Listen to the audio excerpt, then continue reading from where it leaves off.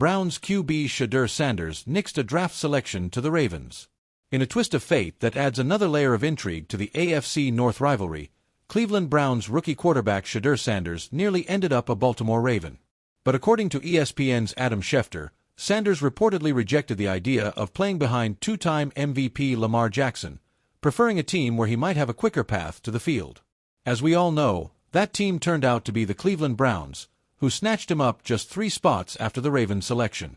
After a tumultuous offseason in the Browns' quarterback room, Sanders finds himself third on the depth chart, positioned to develop behind veteran Joe Flacco and the polished, if unimposing, Dillon Gabriel. Though his preseason performance was a mix of highs and lows, Sanders has been biding his time on the scout team. In this role, he has been helping to prepare the Browns' defense for their upcoming opponents and for his own eventual debut.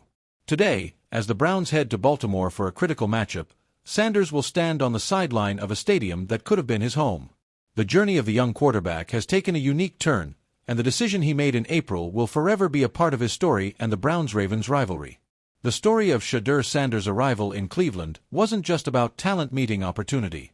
It was about defiance, choice, and legacy. It was about a young quarterback who knew exactly where he did, and didn't, want to start his NFL journey. Long before he slipped on a Browns cap at the 2025 NFL Draft, the name Shedeur Sanders was whispered in boardrooms, on scouting reports, and across war rooms in Baltimore, where the Ravens thought they had their next quarterback in waiting. What they didn't know was that Sanders himself had other plans. This is the tale of how the son of NFL royalty nixed a potential draft selection to the Baltimore Ravens, why he did it, and how it reshaped the Cleveland Browns' quarterback future. A draft shaped by shadows. For months leading into the 2025 NFL Draft, the league buzzed with speculation about Sanders' landing spot. Analysts saw him as a top-tier prospect, with the arm talent, composure, and football IQ that matched his father Deion's charisma off the field. But unlike many prospects, Sanders wasn't willing to let destiny rest entirely in the hands of general managers and scouts. The Ravens, a perennial contender led by Lamar Jackson, quietly mapped out scenarios in which Sanders could fall into their lap in the middle rounds. Baltimore wasn't seeking a new face of the franchise just yet. Jackson remained at the peak of his powers, but in a league obsessed with longevity and future planning, Sanders was viewed as the ultimate insurance policy. A developmental quarterback, they reasoned, who could one day step in when Jackson slowed down. But Shedeur didn't see himself as anyone's backup plan. He wasn't just going to sit behind Lamar Jackson for 5 years, an AFC executive later revealed anonymously. He made it very clear to his reps that he didn't want to go to Baltimore. He wanted to play. He wanted the spotlight. The quiet refusal. Draft day calls are supposed to be moments of joy. Phones buzz, agents smile, families cheer. But on the second day of the draft, when insiders say Baltimore's front office began circling Sanders' name, things got complicated.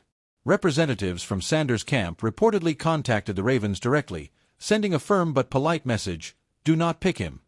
He does not intend to play in Baltimore. At first, the Ravens dismissed it as a bluff. Agents pull leverage plays all the time. Eli Manning famously refused to play for the Chargers. John Elway once told the Colts he'd rather play baseball. Teams usually assume the player will cave once their name is called. But Sanders wasn't bluffing. His camp made it clear that if Baltimore drafted him, he'd consider sitting, requesting a trade, or creating a media storm that would overshadow Jackson himself. The Ravens, a team known for harmony and consistency, couldn't risk that distraction. Reluctantly, they turned their attention elsewhere. And just like that, Shedeur Sanders closed the door on Baltimore before it ever opened. Why Baltimore wasn't the fit? The question many fans asked in the aftermath was simple: why not Baltimore?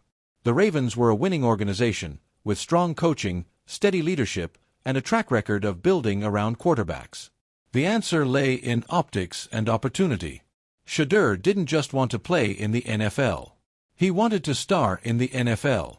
Sitting behind Lamar Jackson, an MVP quarterback, fan favorite, and cultural icon in Baltimore, offered no clear path to the field. Even in practice, his presence might have been seen as redundant rather than necessary. In Cleveland, however, there was chaos, and chaos creates opportunity. The Browns were reeling from inconsistent quarterback play, leaning on aging veterans and journeymen. Their fan base was desperate for a young face to rally behind. Their roster, though flawed, was stacked with defensive talent and hungry for stability at quarterback. To Sanders, Baltimore meant waiting. Cleveland meant building a legacy. It was no contest. A bold legacy move. Shedeur's decision echoed the choices of quarterbacks before him who shaped their careers with bold draft day maneuvers. Eli Manning engineered his way to the Giants. John Elway forced a trade from the Colts. Even more recently, players like Josh Rosen and Baker Mayfield had weighed fit as heavily as draft position. But Sanders' move was unique. It wasn't about money. It wasn't about market size. It was about control. Shedeur knew his value, said one NFL agent familiar with the situation. He wasn't going to be a clipboard holder. He wanted a starting role, or at least a competition. Cleveland offered that chance. Baltimore didn't. The Browns gamble. Cleveland's front office knew the risks. Drafting a quarterback who had just flexed his power to avoid another franchise could backfire if Sanders struggled. Yet the Browns couldn't resist. Joe Flacco's return to Cleveland was more nostalgia than strategy. His arm was fading, his mobility non-existent, and his ability to carry the offense long gone. Behind him, the Browns had little in the way of long-term answers. Sanders represented more than hope. He represented credibility. For a franchise long defined by heartbreak, the drive, the fumble, the endless carousel of failed quarterbacks, landing Shedeur Sanders was a chance to rewrite history. Cleveland took the gamble.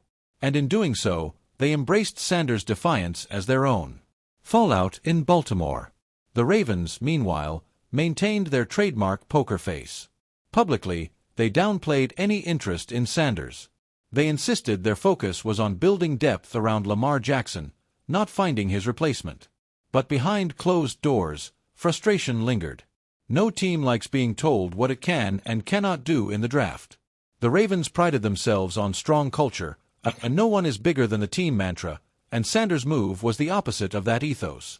Some within the organization questioned whether Sanders' boldness bordered on arrogance. Others wondered if his father's influence played too strong a role. One AFC North scout summed it up: the Ravens saw it as drama. The Browns saw it as confidence.